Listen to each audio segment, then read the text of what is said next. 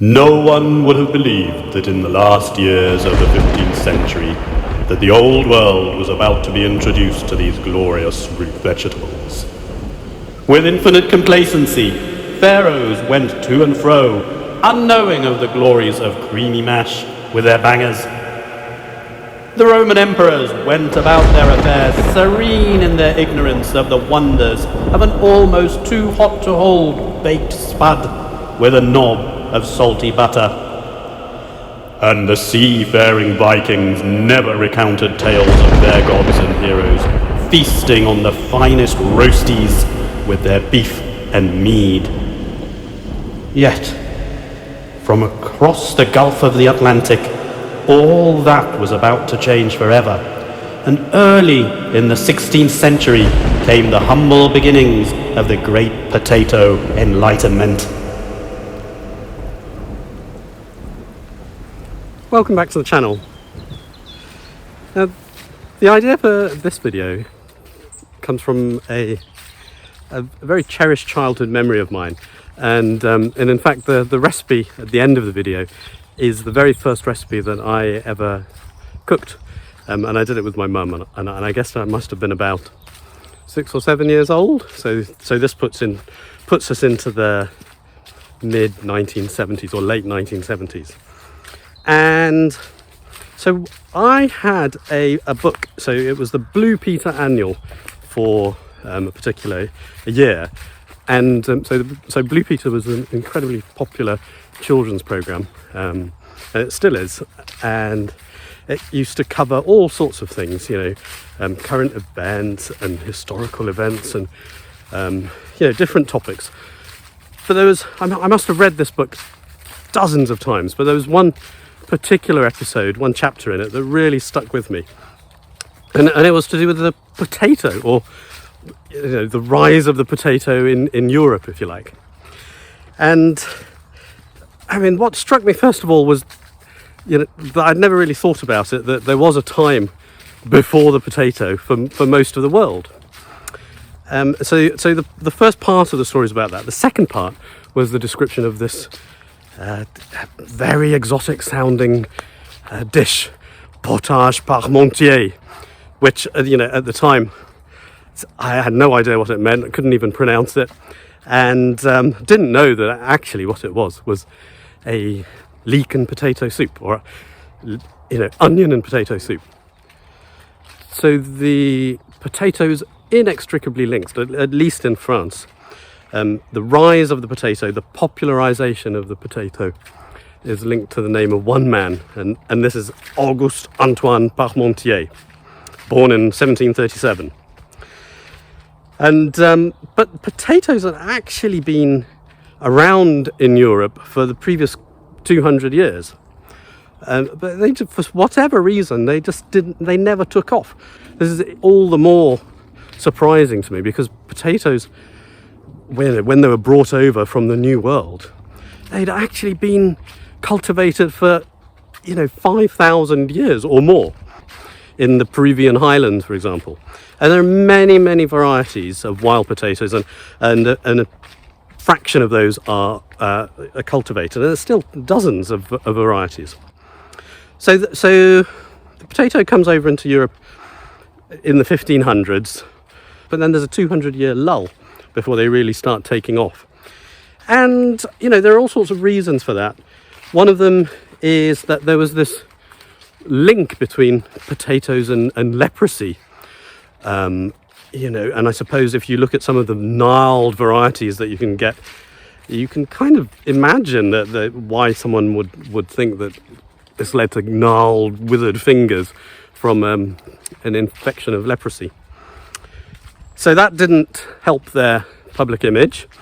And there was also this thing about things, they weren't grown from seed, they were grown from chunks of tuber or root, and they grew underground, and this was all a bit strange.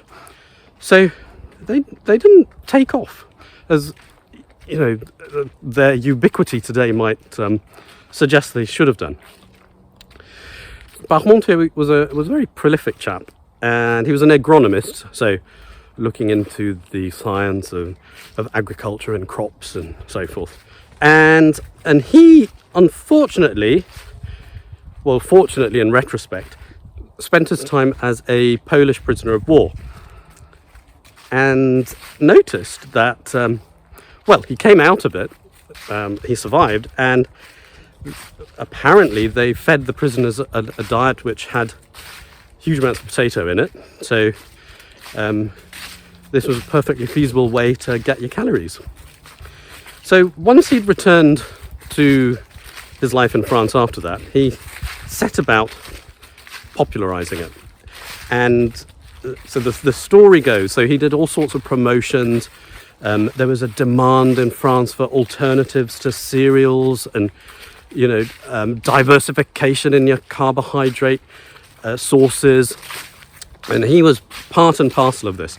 So, as well as various promotional events where he had parties with guests and fed them all sorts of different varieties of potato or different dishes, he also had a plot of land that he kept under guard, and I think they were royal guards, but in any case, or security guards, but in any case, the idea was that the plot of land was farmed with potatoes, and the guards didn't try too hard to protect them, so that if anyone wanted to steal them, the guards generally turned a blind eye. And so he developed, the idea was that there was this scarcity. He was a marketing genius, really, and made people want to go and steal the potatoes and try them out and popularise them. So, he's revered in France. And I wanted to show you this beautiful painting of his. And it's got clearly there are all sorts of things in this painting that which hangs in one of the famous French museums. His name escapes me at the moment. But you can see there are obviously references to learned books and so forth. But when I first saw this painting, I couldn't work out where the link with potatoes was. You would expect a sack of spuds or at least something. But then, looking at it closer, you can see this dainty little purple flower. And this is in fact a potato flower. So here is the reference to the potato, and you can see it's also right next to an ear of grain. And his other big contribution was in cereal science in the France of the 18th century. Okay, so that's Monsieur Parmentier. Now, I always thought that Potage Parmentier was invented by him, but actually this isn't the case. It's simply that he's so intertwined with potatoes that if a dish has the name Parmentier in it, you can be pretty assured that one of the main ingredients is going to be the potato. And it's not quite clear where the dish comes from, but it's possibly from a book by Madame Marigot, and again published in the late 18th century. I'm going to show you a version of it. Okay, so here's on with the recipe. Okay, so my Blue Peter Annual was lost decades ago, and along with it, the actual recipe in it for Potage Parmentier. I figured that there must be a version of this in Julia Child's classic book, Mastering the Art of French Cooking. And indeed there is, but in her recipe, well, let's put it the other way around. I have this very distinct memory of sweating leeks in butter and the kitchen filling with this aroma that I'd never really smelled before, never having seen a leek even in the late 70s. So I'm going to use the quantities that she states in the book, but I'm going to do a slight variation on it with sweating the leeks and adding a few herbs and going from there. But if you want to use the recipe here, go for it. All right, so here we go. I've got half a kilo or a pound of nice waxy potatoes, and then the first of 3 varieties of allium in the dish. So some leeks. So half a kilo or a pound of leeks, and then a decent knob of butter. And I'm going to use that to sweat the leeks in at the beginning. And some vegetable stock works well. And a clove of garlic. And a couple of herbs. So I've got some thyme here and some bay leaves here, which add a really nice bay leaves.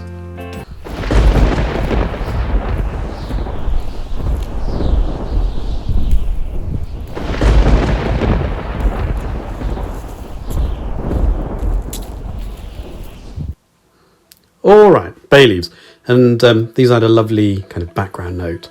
So what we need to do is peel and chop these lovely potatoes and wash and chop the leeks. So let's do that.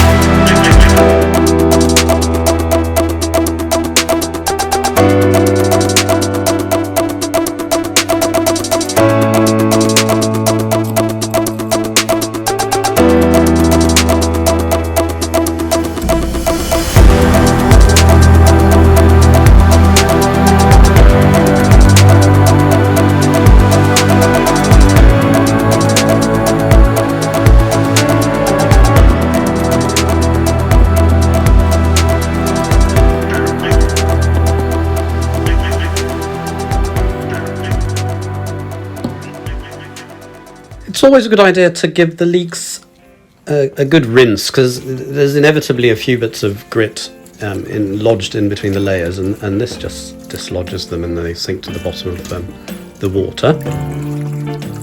So we can hoist them out, and you can see there's tiny bits of grit just left behind, and what we're left with are these lovely squeaky clean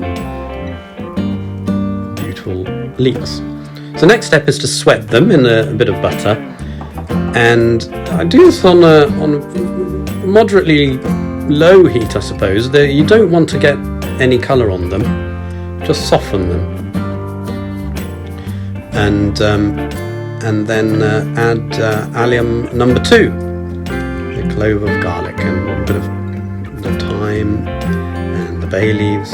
Just let them soften gently, give them a stir every now and again, and then you can add the waxy potatoes, bit of stock. Then I'm adding 3 pints or 1.5 litres of water here, as per the recipe in Julia Child's book. I don't think it needs quite this much water, and I would probably add less next time. Season it well, and really that's about it. Pop on the lid and hand over to my colleague. So that's the main part of it done. You can see it's bubbling away down there. I'm going to turn it down to a simmer, and it takes about 40 minutes, 50 minutes to get really soft. And then after that, it's you smash it up and pass it through a moulis, and add a drizzle of cream, if you want a dollop of butter, a grind of pepper, some herbs, and we're good to go.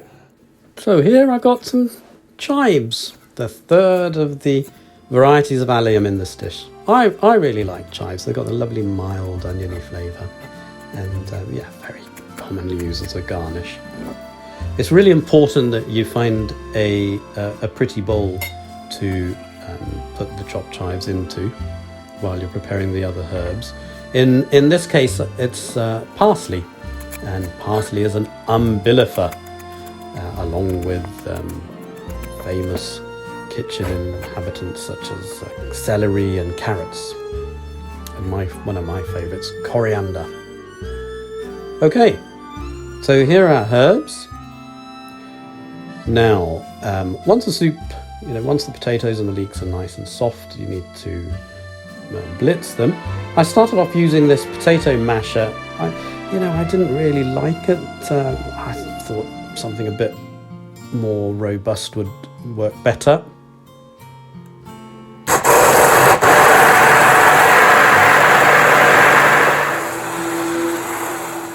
And I think that's really good.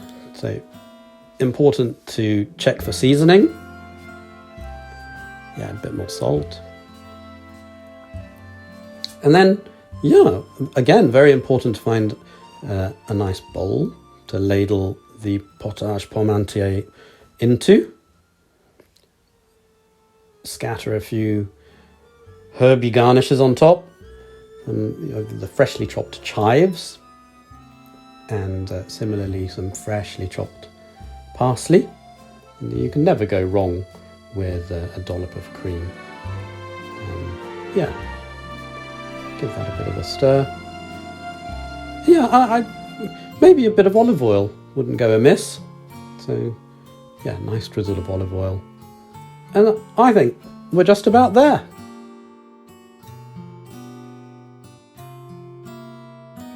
There we are, potage Parmentier. A warm childhood memory. My very first dish that I ever made with my mum. Leek and potato soup. So do make it, it's delicious, super easy, everyone will love it. And if you make it, you can think back on the amazing story of the potato. Enjoy.